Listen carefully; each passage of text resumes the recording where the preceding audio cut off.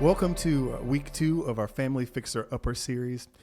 Some of you today, when you saw the notes, you probably decided you were going to tune out. Some of you have been married 50 years. There are some of you that are not married.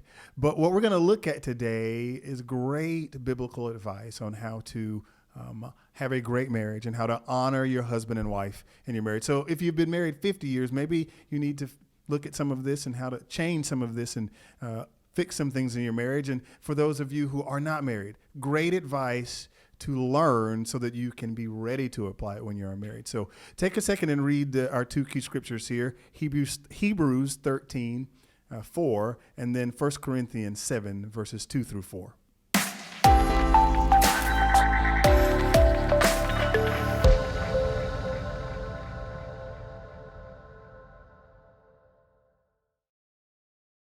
This lesson today is divided up into two sections. We're going to talk about her needs and his needs. And guys, the points that Pastor Bo has here are, number 1, provide for and preserve her. Number 2, notice and need her. And number 3 is to protect and parade her.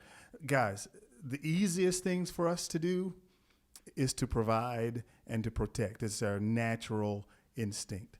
But the other ones that may be a little more difficult is always noticing her and always letting her know that you need her, and to parade her, to let everybody know that you are proud to have her on your arm. Sometimes we forget to do those little things. So look at these points here and see, are there some of these that you need to up your game on? Are there some of these that you know that you forget about? Are there some that you just need to improve upon that will help improve your relationship and your marriage?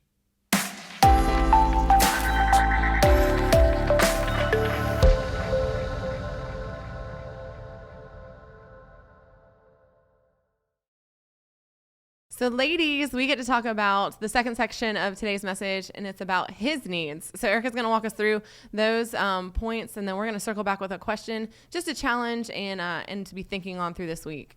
Right. So Pastor Bo's points this week were, our first one was adore and admire him. Our second one was care for and compliment him. Third was influence and inspire him. And so we know, like, sometimes this can be kind of tough. Like, maybe I don't want to compliment, or maybe I don't want to, like, I'm trying to influence all these people in my home. Like, why? But one of the things that we had discussed was, even if you have, like, kids at home, no matter what age, them seeing these things reflected in their home is actually really healthy for our kids too. Right. And so even if sometimes those things are hard, doing it anyways can really be a testament to how much we, believe in our marriages and how much we want to support our families in that way. Right. Because, as being a busy mom and wife, when you're giving to your kids all day long, it's hard to then come home and remember that you have to give that same energy and attention to your husband too. Yes. Like, just go to sleep.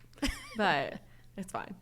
I would say our question would probably be, though it may not be easy, are there places that we can really try to challenge ourselves to apply these? Maybe it's a sticky note. Maybe it's, even letting your kids hear you say, hey, I really appreciate the things that you do for our family.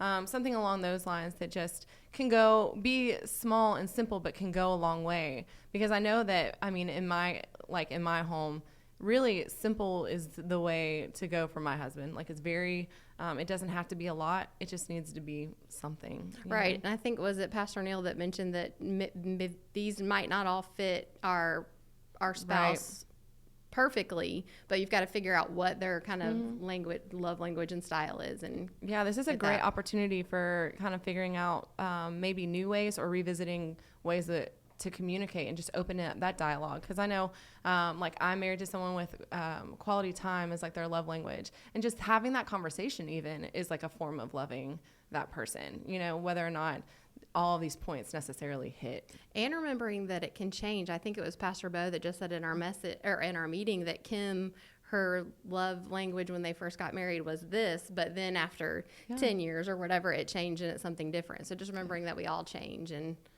over the years. Right, as we should, right? Yes.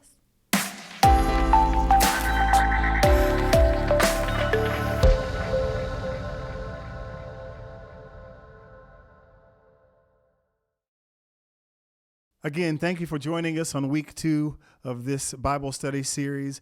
Hopefully, whether you are married or whether you've been married 50 years or you're not married, you can apply some of these to your marriage. And as Pastor Bo has titled this, you can heat up your home. And for those of you who are not married, you can learn these lessons before. I sure wish I had learned these long before I was married. And when you are married, you'll be prepared to have a successful marriage and relationship.